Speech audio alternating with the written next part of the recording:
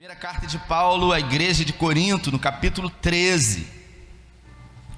Na minha tradução diz assim: ainda que eu fale a língua dos homens e dos anjos, se eu não tiver amor, serei como um sino que ressoa, ou como um prato que retine.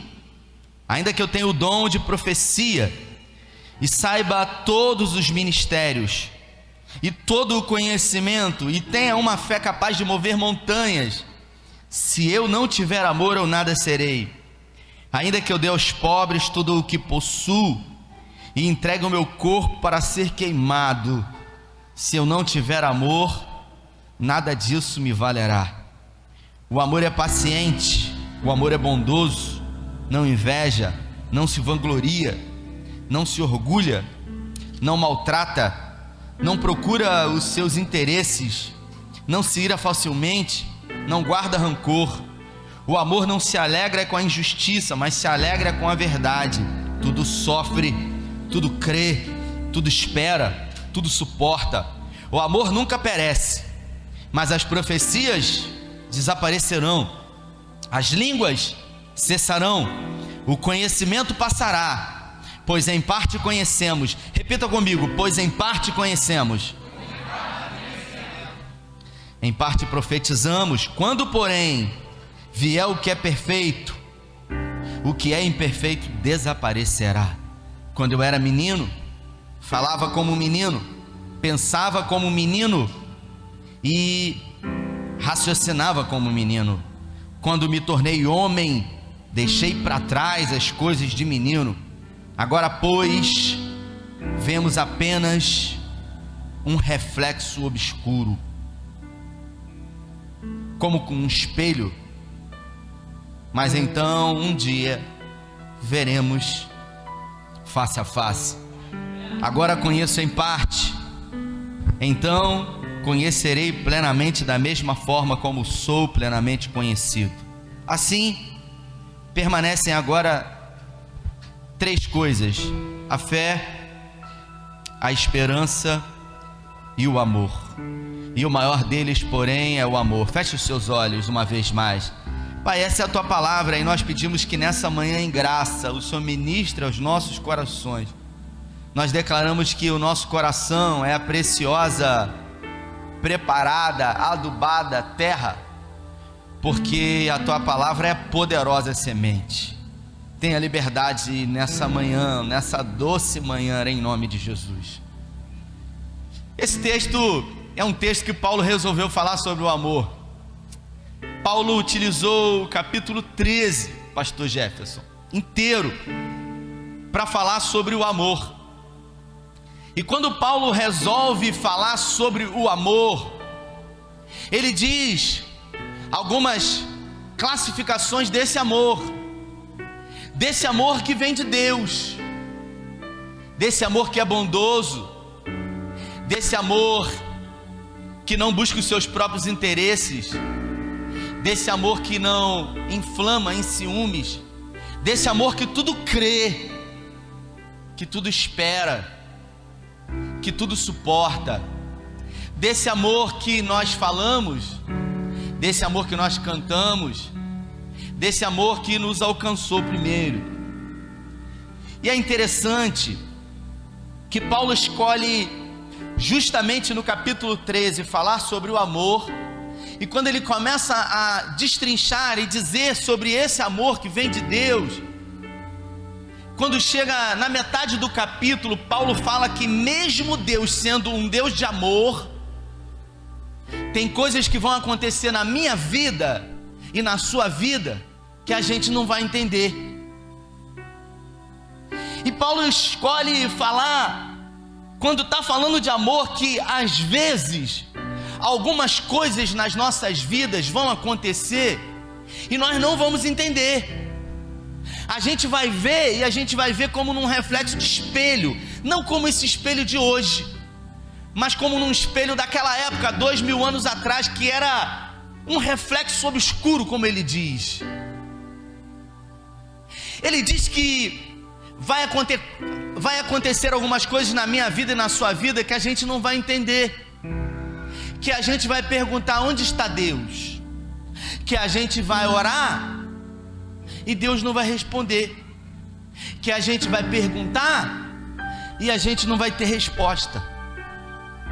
Porque eu não sei se você sabe, mas na minha vida eu sempre tive muito mais pergunta do que resposta. Mesmo eu sendo um pastor, eu sempre tive mais pergunta do que resposta. Como por exemplo, por que Deus permitiu que fosse criado o Covid? Alguns estudos dizem que houve uma mutação de um animal para o ser humano, e eu por muitas vezes me fiz essa pergunta: por que quando esse vírus ele mutou entre o animal e o humano, por que ali Deus não interviu e disse não? Porque se Deus fizesse isso, milhares de vidas seriam poupadas, sim ou não? E eu confesso que eu já me perguntei, por que Deus não interviu ali? Por que Deus permitiu que o Covid fosse criado? Porque eu não sei se você, mas eu perdi pessoas que eu amei muito. Quantos aqui perderam pessoas para o Covid que amaram demais? E eu sempre fiquei com essas perguntas. Mas talvez você me diga: não foi Deus que criou o Covid, foi o diabo. E aí eu pergunto, por que Deus então permitiu que o diabo criasse o Covid? Não, mas espera aí, foi Deus que criou o diabo. Então por que Deus criou o diabo? A verdade é que Deus não criou o diabo, Deus criou Lúcifer, um anjo de luz. Em Ezequiel, no capítulo 28, fala que esse ser vivente, ele era um aferidor de medidas. Ele era responsável pela adoração ao Altíssimo. Ele, quando andava, produzia sons de adoração ao Eterno. No céu existem anjos, existem arcanjos, existem querubins, existem serafins, existem seres celestiais, e havia uma classificação única: querubim ungido. E esse posto foi dado a Lúcifer. Deus criou ele, e a Bíblia fala que ele se exaltou, ele permitiu que o orgulho entrasse no seu coração. Ele olhou para os anjos, ele olhou para Deus, ele olhou aquilo que os anjos ofereciam a Deus, e ele olhou para ele como ele havia sido criado, e ele era majestoso. E a Bíblia fala que quando ele olhou para como ele era, e ele olhou para o Eterno, ele olhou para os anjos e aquilo que os anjos ofereciam para o Eterno, ele disse em seu coração: eu quero isso para mim.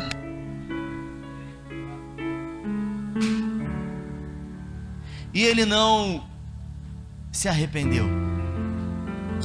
Todo ser humano tem um desejo de ser como Deus.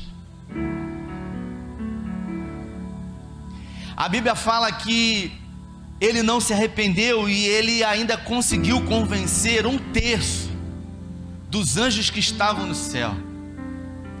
A minha pergunta é: por que Deus, sabendo que Lúcifer iria se transformar no diabo, porque Lúcifer quer dizer anjo de luz, e diabo quer dizer adversário, se Deus sabia que Lúcifer iria se transformar no diabo, por que Deus o criou?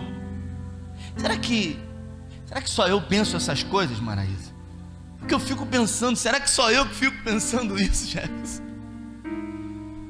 Por que Deus então criou Lúcifer?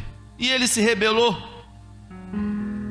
e ele foi sentenciado a descer do céu e habitar na terra, porque o mundo jaz o maligno, o diabo. E Deus resolveu criar o homem à sua imagem e semelhança. E Deus fez o homem das suas próprias mãos, e o texto diz que e soprou em suas narinas e fez alma vivente. Você não é um corpo, você tem um corpo, você não tem alma. Você é uma alma. E a Bíblia fala que Deus colocou Adão e Eva no jardim. E o texto diz que aquele lugar era lindo, era incrível, era maravilhoso. E Deus colocou duas árvores muito importantes no jardim. Uma ele colocou no centro. E ele disse para Adão: Adão, você pode fazer o que você quiser aqui. Você só não deve comer do fruto dessa árvore, porque no dia em que você comer, certamente morrerá. E a Bíblia fala que a serpente, o animal mais astuto dentre todos os animais, estava naquela árvore e começou a seduzir a Eva. A Bíblia não dá um relato sobre quanto tempo a serpente ficou ali seduzindo a Eva, mas o fato é que Eva se sentiu atraída por aquele fruto. O texto diz que a serpente começou a seduzir a Eva, dizendo para ela: foi isso mesmo que Deus disse?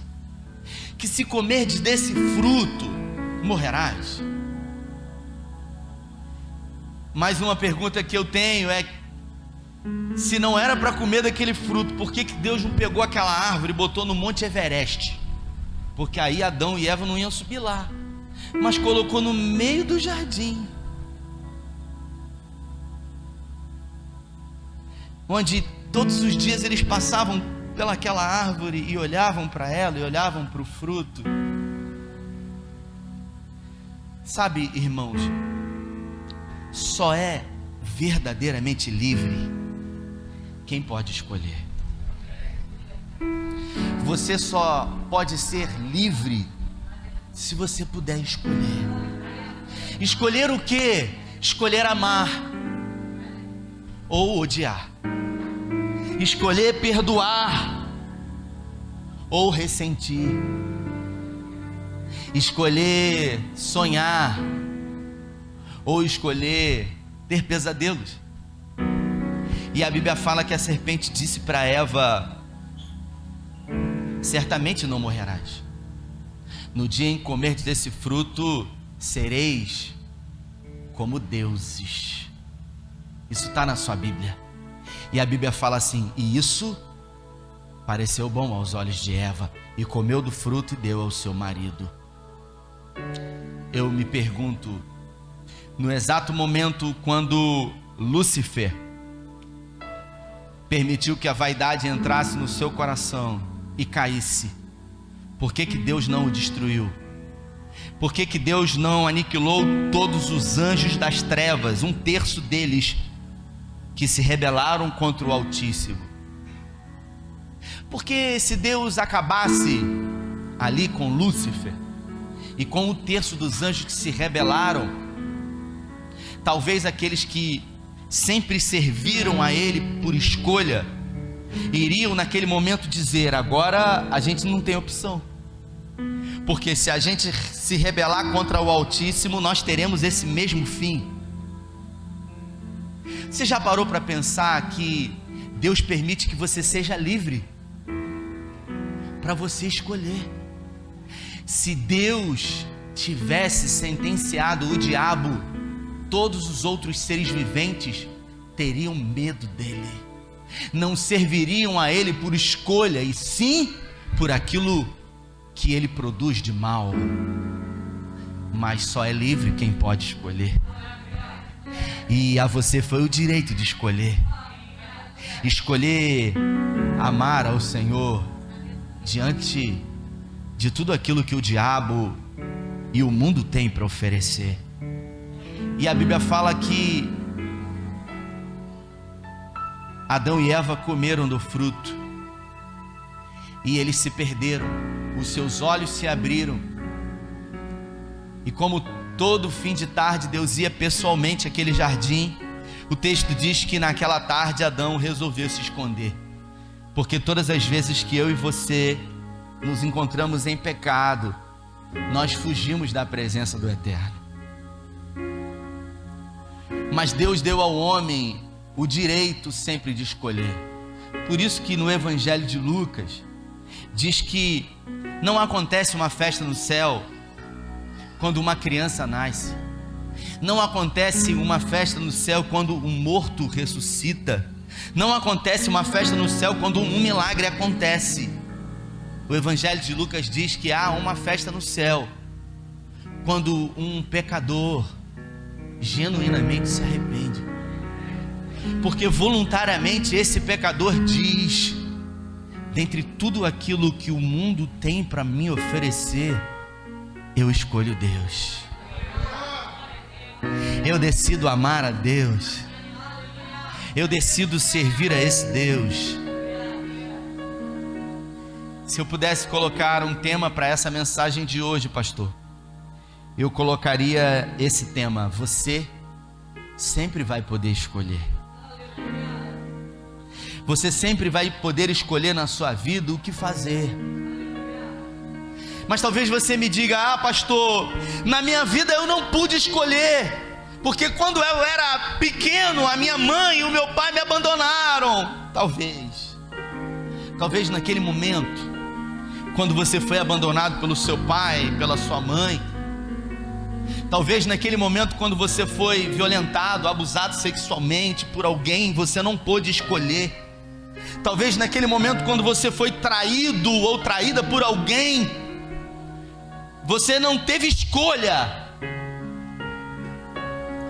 Mas depois do acontecido, eu e você sempre vamos ter o direito de escolher o que nós vamos fazer com isso. Se nós vamos guardar, sofrer e ressentir dia após dia, sentir, ressentir, ou se nós vamos escolher perdoar, ou se nós vamos escolher liberar, ou se nós vamos escolher viver. Nós sempre vamos poder escolher. Muitas pessoas olham para mim, Maraísa, olham para minha vida e elas dizem assim para mim: ah, na sua vida tudo foi fácil. É fácil para você dizer isso, Rafael. Você é um pastor, você está de frente de uma igreja grande, você tem muitos pastores que hoje são coordenados por você. É fácil para você vir aqui ministrar uma palavra, mas você não conhece a minha história, você não conhece os guetos da minha alma, você não conhece as lutas que eu tenho enfrentado. Irmãos, eu me atrevo a dizer aqui, desde o dia em que eu nasci, nada foi fácil para mim. Nada foi fácil, tudo foi muito difícil. Eu literalmente costumo dizer que eu sou alguém improvável. Eu ministrei no Rocha com o Salomão do reggae um tempo desse atrás, e eu contei, pastor Jefferson, como foi a minha conversão. Um jovem, filho de um grande empresário da cidade de Cabo Frio, com muitas posses, o pai dele tem uma grande rede de supermercados, ele se converteu, caminhou na igreja. Um dia ele me convidou para ir na igreja. Quando tinha 8 meses de idade, quando eu nasci, eu fui fruto de um relacionamento de pessoas que não conheciam a Deus, e com 8 meses o meu pai foi embora, largou a minha mãe não teve estrutura emocional, também me largou. Eu nunca na minha vida chamei ninguém de pai, eu nunca na minha vida chamei ninguém de mãe. Eu cresci sem pai e sem mãe, e eu sempre achava que Deus não me amava, porque todo mundo tinha um pai e uma mãe, mesmo separado. E o meu pai e minha mãe foram aqueles que me rejeitaram, aqueles que não me quiseram. Então isso foi muito difícil para mim. Na minha adolescência e juventude, eu não falo isso com alegria e sim com tristeza, todas as drogas que existiam na minha época, eu fiz abuso delas, numa busca desenfreada por uma paz que eu não encontrei na maconha, na cocaína e nos alucinógenos que eu usei. Até que um dia um jovem me chamou para ir na igreja, e eu recebi aquele doce convite no momento não de fragilidade, mas no momento ainda de euforia diante daquilo que o mundo tem para oferecer. Uma igreja na época em Cabo Frio que atraía muitos jovens, e eu fui, e tinham muitas meninas naquela época, e eu falei, poxa, eu vou nessa igreja. Eu namorava uma jovem, a mãe dela tinha um centro, um terreiro de macumba, a mãe dela era mãe de santo, e eu não tinha religião nenhuma, irmão, eu não era nada, eu era um supersticioso, e eu comecei a frequentar aquela igreja, e eu percebi que aquele pessoal da igreja, eles eram pegajosos, eles tinham um dialeto próprio, eles falavam varão, eles chamavam a paz do Senhor um com o outro, e eles ficavam me ligando, sabe, me procurando, e eu falei, o que esse pessoal quer comigo? E eu me lembro que essa menina que eu namorava, eu chamei ela para ir na igreja, e ela não quis ir, e eu comecei a gostar da igreja, e eu terminei com ela, e ela ficou doente, aquela coisa de paixão platônica. E um dia eu estava em casa, a mãe dela me ligou, algumas semanas eu havia terminado com ela, e eu fui na casa dela, ela magra, na casa dela, estava sem comer, tinha ficado doente, e ali ela disse para mim, olha, a minha mãe fez um trabalho para você, e você vai voltar para mim. A mãe dela pegou o meu nome, botou num papel, e pegou um sapo, botou dentro da boca do sapo e costurou a boca do sapo. Você sabe o que aconteceu comigo? Comigo nada, mas o sapo morreu, porque ele não pôde comer, porque eu já tinha levantado a minha mão para Jesus. Quando você tem o maior, você não precisa ter medo do menor. Eu caminhava ainda, fazia uso de drogas, e eu me lembro que estava próximo do carnaval, e um jovem, um líder, me chamou para ir no carnaval, e eu disse para ele, olha, eu vou nesse carnaval desde que eu possa levar uma barraca de acampamento, e sabia que esse sítio ficava próximo a um rio, eu fazia uso na época de maconha, e eu disse para mim mesmo, de madrugada eu vou, quando todo mundo estiver dormindo, eu vou fazer uso. E eu levei, irmãos, uma bola de maconha para o retiro espiritual da igreja. Eu me lembro que botei embaixo da minha barraca assim, ó, e eu não contava que o Espírito Santo de Deus estaria naquele lugar. E numa doce manhã como essa, pela primeira vez na minha vida, eu ouvi uma voz que eu nunca mais esqueci. Eu ouvi uma voz dizer nesse ouvido, Rafael, eu sou para você a mãe que te abandonou. Eu sou para você o pai que não quis ser o seu amigo. E naquela manhã eu entreguei totalmente a minha vida para Jesus. E a partir daquele momento eu pude entender que eu poderia escolher o que eu iria fazer da minha vida. Porque os abandonos que eu vivi, eles me fizeram sofrer, e me fizeram escolher caminhos de dor e de sofrimento para mim. Até que um dia os meus olhos foram abertos e eu pude perceber que eu poderia escolher o que eu iria fazer com essa dor, com esse abandono que lamentavelmente a vida havia me proporcionado. Com isso, a gente acaba entendendo que na vida a gente sempre vai poder escolher.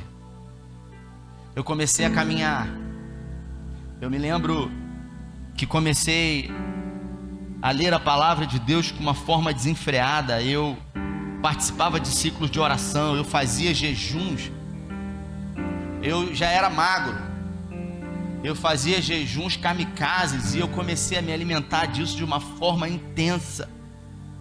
O Espírito Santo tomou conta de mim, ao ponto de eu compreender que eu poderia ser verdadeiramente livre se eu realmente decidisse fazer aquilo que a palavra diz. Eu não tenho todas as respostas. Como pastor, muitas são as vezes que eu sou colocado diante de situações difíceis, situações que não se tem respostas, como por exemplo, uma jovem que faleceu em 2019 na nossa igreja. Ela era irmã de um membro da nossa igreja, e eu recebo uma ligação dizendo: pastor, a minha irmã morreu, pastor, a minha irmã morreu. E aquela jovem dizendo para mim: pastor, a minha irmã morreu. E eu falei: o que houve? A sua irmã estava doente?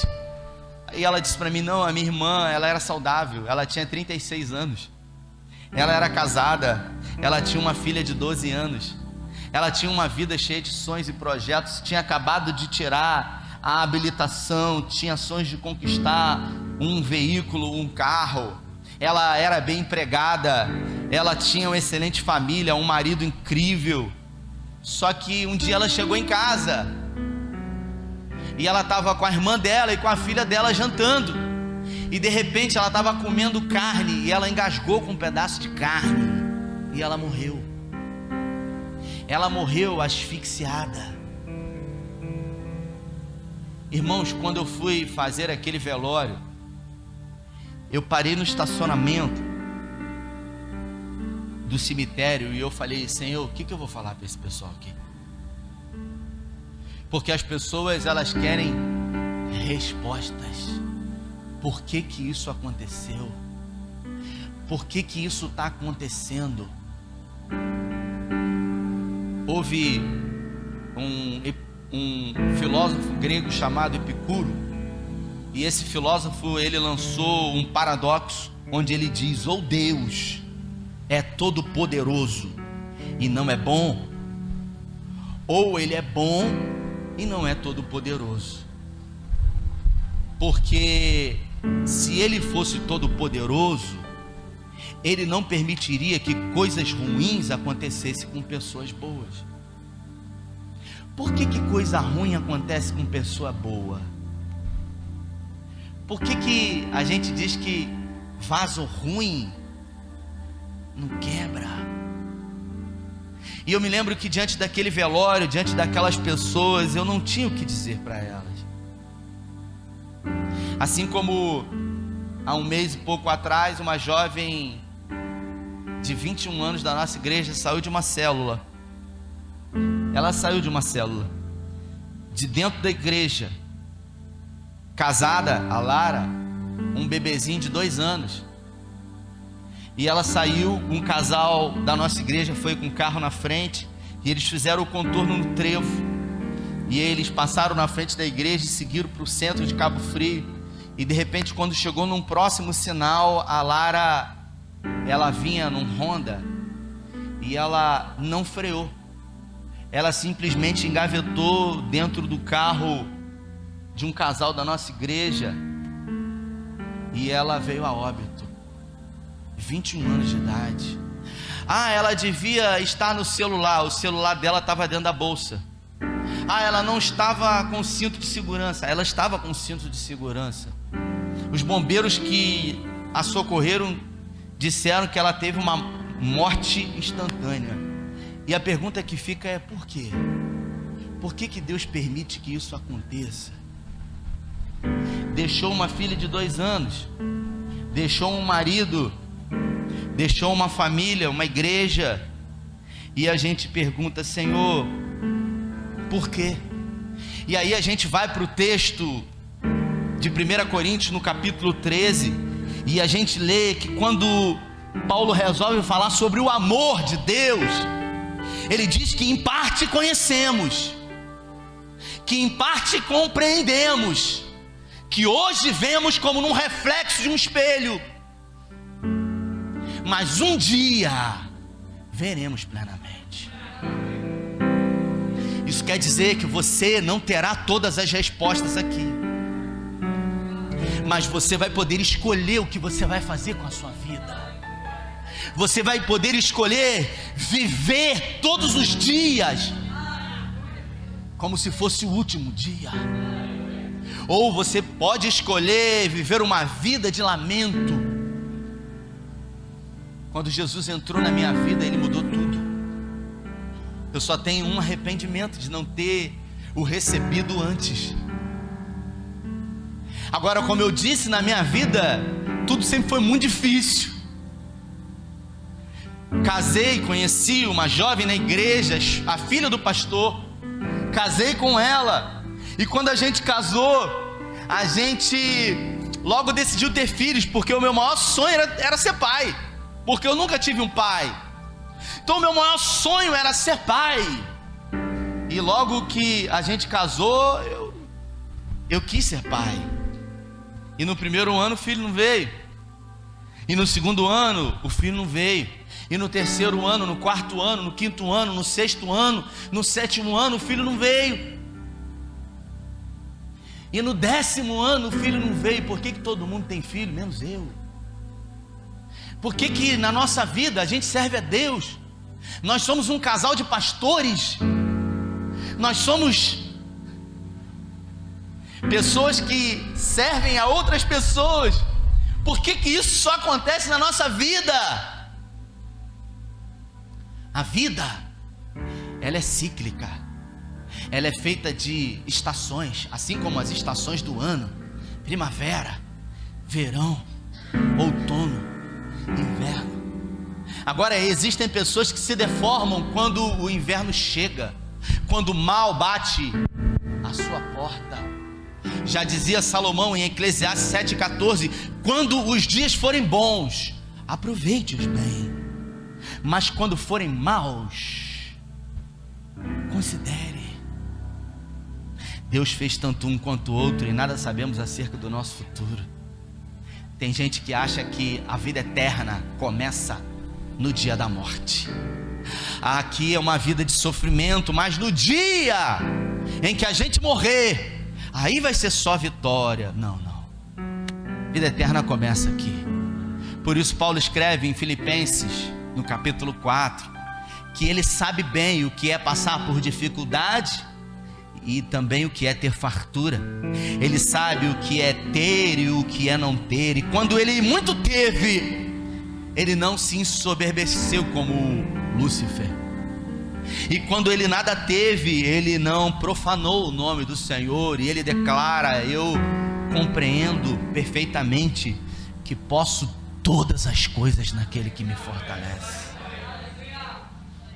Paulo, ele diz: quando eu era menino, falava como menino, agia como menino, me comportava como menino, mas depois que cresci, deixei as coisas de menino. Você sempre vai poder escolher o que você vai fazer com o passado. Na minha vida, o meu passado atrapalhou alguns anos que eu vivesse os melhores dias da minha vida. Afinal, eu vivi alguns anos arrastando uma âncora, porque eu não perdoava a minha mãe e eu não perdoava o meu pai pelo que eles haviam feito para mim. Um dia eu li em Êxodo, no capítulo 20: honra o teu pai e a tua mãe, para que tudo te vá bem e os seus dias se prolonguem na terra. Eu estava para casar com a minha esposa e eu disse para ela: eu preciso levar você para conhecer o meu pai. E eu levei ela na casa do meu pai. O meu pai não tinha um dente na boca. Sabe o que é isso? Ele não tinha um dente na boca. E eu falei para ele assim: eu quero que você entre com a minha sogra na igreja, que eu vou me casar. O meu pai é um alcoólatra. E eu falei: eu quero honrar você, mas ele não merece. Não tem a ver com ele, tem a ver com ele. Tem a ver com aquele que me comprou. Tem a ver com aquele que me adotou. Tem a ver com aquele que fez por mim aquele que o meu pai, aquilo que aquele que me colocou no mundo deveria fazer e não fez. E o meu pai entrou com a minha sogra. E o meu pai teve muitos filhos. E eu me lembro que no meio da festa, ele me pegou no meio do salão, botou a mão no meu braço, assim, olhou nos meus olhos e disse para mim: eu tive muitos filhos, Rafael.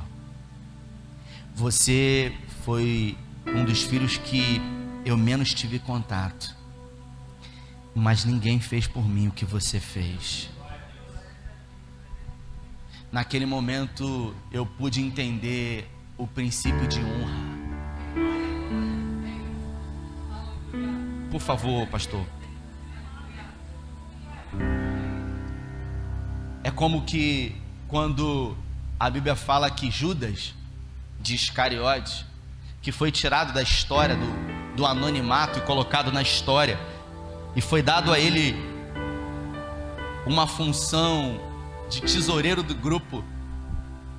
Jesus tirou Judas do anonimato, colocou o nome dele na história. Nós estamos falando sobre ele aqui, e a Bíblia fala que ele vendeu Jesus por 30 moedas de prata, e depois de ser vendido, ele combina uma senha com os oficiais romanos, que seria um beijo. Sabe por quê? Porque todos eles eram iguais. Ninguém usava uma roupa diferente. Jesus não tinha uma coroa na cabeça, um cedro nas mãos. Eles eram todos iguais. Não tinha vaidade. Os romanos diziam: como a gente vai saber quem é Jesus? Porque eles são todos iguais. Aquele que eu saudar com um beijo. E eu imagino Jesus, depois de tudo o que fez por Judas, recebendo ele com um beijo, olhando nos olhos dele. E aquele momento é um momento crucial, onde ele poderia, diante do que foi feito para ele, se deformar, onde muitas das vezes, diante de coisas que nos fizeram, eu e você odiamos, desejamos o mal. E a Bíblia fala que, em outras palavras, Jesus diz para Judas: pior do que o que você me fez seria eu permitir que agora eu me transformasse em você e passasse a odiá-lo, e passasse a sentir e ressentir aquilo que você me fez. A que vieste, amigo? Você sempre vai poder escolher. Eu queria que você se colocasse de pé. Eu trago essa mensagem numa manhã de ceia, uma mensagem que vai fazer com que você reflita sobre a sua vida, porque depois de 10 anos tentando engravidar por vias naturais, Deus me permitiu ser pai, não pela barriga, mas através do coração. Nós adotamos um menino, pegamos ele com um dia de nascido, o Tito. Maraísa e o Jefferson conhecem muito bem. Uma criança linda, cearense. Ele é a cara do pai. Ele é louro, irmãos. Uma criança amável. E eu me lembro que um dia, há pouco tempo atrás, eu fui num sítio de um amigo, e eu comprei umas pipas, eu levei, e eu comecei a soltar as pipas lá no sítio, e a minha esposa começou a fazer uns vídeos, e a minha esposa depois me chamou e ela disse para mim: Rafael, você estava extasiado ali, soltando pipa, você parecia uma criança. E eu disse para ela, porque naquele momento eu desejei ser para o meu filho aquilo que eu sonhei a vida inteira que o meu pai fosse para mim. Eu não escolhi ser rejeitado pelo meu pai, mas eu escolhi não permitir que isso me deformasse, e por isso hoje eu sou para o meu filho aquilo que o meu pai não foi para mim.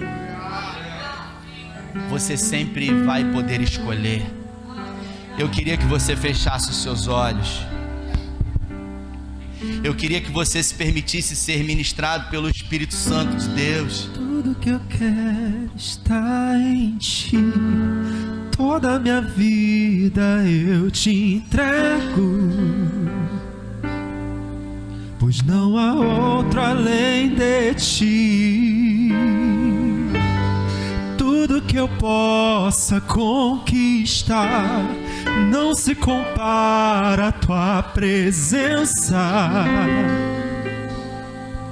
nem ao prazer de te adorar. Dias vêm, dias vão, e em meu coração só aumenta o desejo de te encontrar. Agradecido eu sou pelo que já recebi, mas não estou satisfeito. Eu quero mais te conhecer e prosseguir em te conhecer. É tudo que eu quero pra minha vida, Senhor. Te conhecer e prosseguir em te conhecer. Tu és o alvo da minha vida, Senhor. Aleluia. Eu quero orar com você. Quero orar com você e eu quero dizer uma coisa para você. Eu só consegui vencer os abandonos que eu vivi. Eu só consegui vencer os traumas que eu sofri na minha vida. Eu fui um adolescente que vivi complexo de inferioridade. Pode continuar essa canção mesmo. Eu fui um adolescente que vivi baixa autoestima. Eu fui alguém que eu sofria terríveis dores na minha alma. Eu tive síndrome de pânico quando fiz abuso de drogas. Eu cheguei ao ponto de não conseguir ir no banheiro de porta fechada.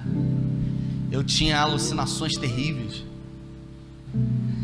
mas eu consegui superar. A graça do Senhor é suficiente, mas a gente precisa decidir. E eu só consegui chegar onde eu estou hoje. Eu não estou falando financeiramente, eu estou falando enquanto homem, sendo um pai para o Tito, sendo um marido para minha esposa que não teve referência do que é ser um marido. Estou terminando a faculdade de psicologia. E tudo que eu fiz na minha vida, desde o dia em que Jesus me libertou, foi para ajudar pessoas a serem libertas também. Mas tudo isso na minha vida só foi possível porque ninguém acreditou mais do que eu. Ninguém acreditou mais do que eu. Ninguém investiu mais do que eu. Ninguém fez mais do que eu.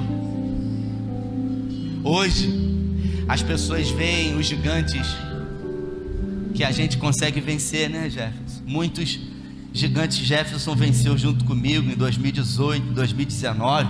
A igreja crescendo, a gente expandindo, a gente colocando projetos em ação e as pessoas vendo os gigantes sendo derrubados por nós. É telão de LED que coloca, é cafeteria, é restaurante de graça, é escola de música, e as pessoas dizem: a igreja dobrou de tamanho.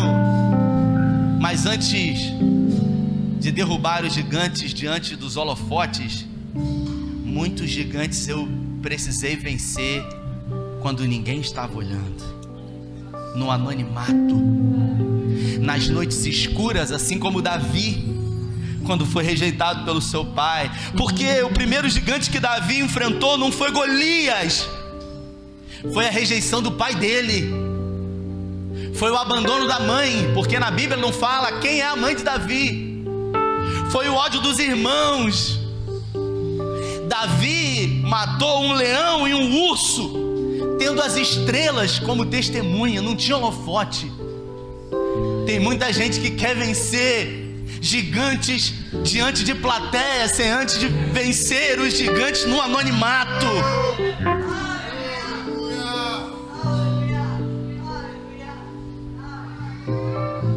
Eu acredito que o Senhor preparou essa manhã para você.